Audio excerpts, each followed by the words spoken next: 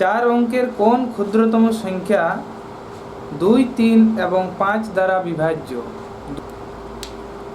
তাহলে আমরা এখানে কি করব, 2, 3 আর 5, এই যে তিনটে সংখ্যা দিয়েছে 2, 3 আর 5, এই তিনটি সংখ্যার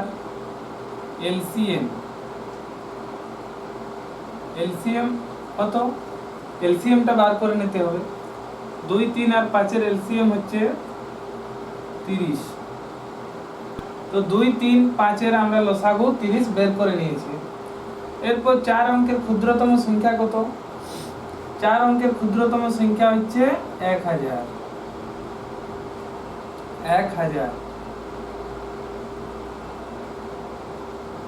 তো এই 1000 কে এই 30 দিয়ে, যে লসাগুটা বেরিয়েছে 30, এই 30 দিয়ে ভাগ করে দেব।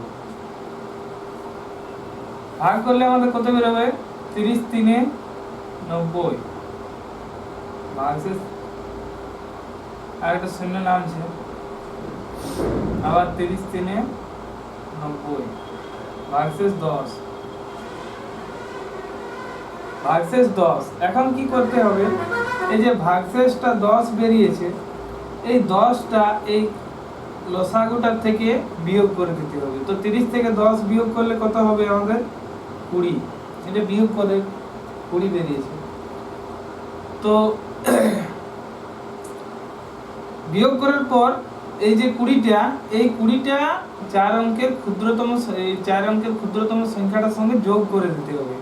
তাহলে কি হবে, 1000 প্লাস 20 সমান হয়ে যাবে আমাদের 1020। হয়ে গেল অ্যান্সার। অ্যান্সারটা দেখো, অপশন বি এ আছে।